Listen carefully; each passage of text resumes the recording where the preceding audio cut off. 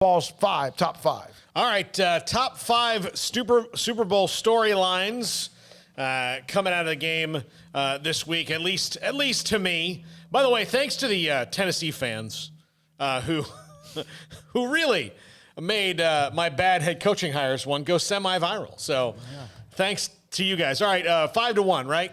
Armstrong? Okay, so number 5, does the lack of events help either team not get too hyped? Because there's nothing, I mean, they don't have to go to anything now. I mean, Kansas City is going to get to, and they were in this thing last year, but they're going to get to practice like it's a normal game week. They're going to fly in like they would a normal game. They don't have to sit there all week and do all these different things. And, some of their family can go, but they won't have to be fielding calls for tickets. It's going to be different. I would think that might, at least take some of the, oh my God, I'm in the Super Bowl pressure off of them. Yeah, I think it's going to, I don't know if it'll get too hyped, or I don't know how that's going to work out. It's going to be no different than a championship game week, a conference championship. They come in usually the day or two before. There's one media session, and I don't know how that's going to work. And then you play a game. Like, I almost wonder how much it'll actually feel like they're playing in the Super Bowl until they get out on the field, and there's all the pageantry and everything that goes with that. Just because, like you said, without all of the run-up and the parties and the media events and all that, I mean, it's just going to be normal. So it's going to be a weird feeling, but probably a good feeling in some ways. Yeah. All right. Number 4, can Tampa's defense keep it going against the KC offense? That's just a weapon after weapon after weapon. I was really impressed with what they did against Aaron Rodgers yesterday. I think Matt LaFleur's decision not to go for it on 4th down and 8, or 4th down and goal from the 8 at the end of the game was really silly, especially when you have Aaron freaking Rodgers. But that was really silly. But even then with that, Tampa's D was really just great in the game and responded at every turn. Three consecutive series ended a pick, and I don't know if they came out of it much more than with maybe a field goal. Todd Bowles is another one who I think needs to get head coach consideration. He didn't do well the first time around, but also that could be organizational. And his defenses have been nothing but good, and this Tampa defense is really quite fantastic. Yeah, I found it interesting that Aaron Rodgers said had he known they were not going to go for it on 4th down, he would have called a different play. Because he called the play on 3rd down thinking that, oh, yeah, of course we're going to go for it if we don't get it. And so he told reporters afterwards that he would have called something different if he had known that was their only chance, but that's how it worked out. Yeah. All right, number 3, and this is a bummer for Eric Fisher, but no Eric Fisher for Kansas City, and that kind of ties into number 4. Look, this is an advantage for the Buccaneers defensive line, which is really good. Shaquille Barrett's on that, he's really good. Jason Pierre-Paul, who was, I heard an interview with him yesterday. He was as happy as a human being could be to be playing in a Super Bowl. And he went to USF. It's his hometown, Tampa. So it was huge for him, especially given the fact that he blew half his hand off a few years ago in his time playing. Dominican Sue. Yeah, and So wait a minute. Shaquille, you're talking about the guy from the Giants who blew his hand off. Jason Pierre-Paul. Yeah. He's still a threat. You're right. Yeah. All right, number 2, the hometown Super Bowl. Is this an advantage for Tampa? I mean, you'd think it would be. They don't have to go in it tie it back into number 5. Tampa doesn't have to do anything different at all.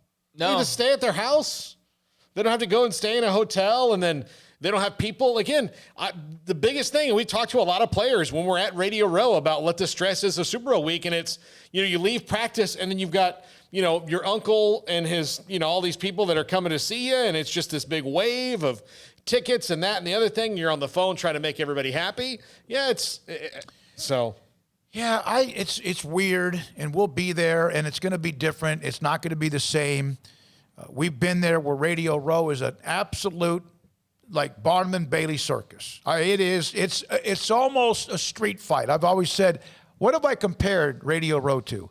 The Gangs of New York movie. Yeah. Right? I mean, it's that way. It's not going to be that way. It's going to act like we're going to be in a church service or a library in some ways. Yeah. Which means when we're doing a show, we might hear everything else that anyone else is saying when normally there's like 100 radio stations. Well, we'll be socially distanced, so we'll have plenty of space. So, all right, and number 1. The old guard versus the new wave. I mean, this is the story. It's the GOAT versus the new flavor and Patrick Mahomes. And I'm for one, just as far as the storyline goes, I'm pumped that this is happening. And this would have been the storyline for Patrick Mahomes or Josh Allen.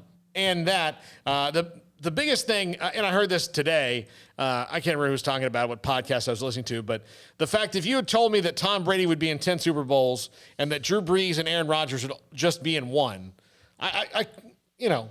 it's ridiculous. Yeah, I was thinking about Aaron Rodgers missing out on another year. Is it 4 in a row? No, 4 straight conference titles he's lost. He's not getting any younger. I mean, he's not getting bad as a player by any means. He's still got a long time to go, but he's also not getting any younger. And I don't envision him playing until he's like 45, like Brady probably will. So that's a nice new blood, but then the mixture of the old with Gronkowski and Brady.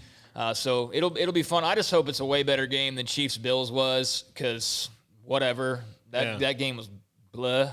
And that was the Bills' fault. I mean, Josh Allen was immediately erratic right out of the gates. They missed the extra. Like, as soon as they missed the extra point, I was like, game over. Game over. 9-0 instead of 10-0. I know it doesn't matter that much, but it was just you got this momentum, and of all things, you missed the freaking extra point. Like, that just, I don't know what the stats are on that, but if you go back to, like, missed extra points, I wonder what the games look like after that, because it seems so small in the moment, especially that early in the game. But not to me. I was like, you can't make any mistakes playing the Chiefs. No, and the other thing I think that, and I think Sean McDermott's an excellent coach, but there are a couple fourth downs in the red zone that I thought he should have gone for, because you're not beating this team by kicking field goals. No. Yeah, and there was also a lot of post-game questions about Aaron Rodgers on third down.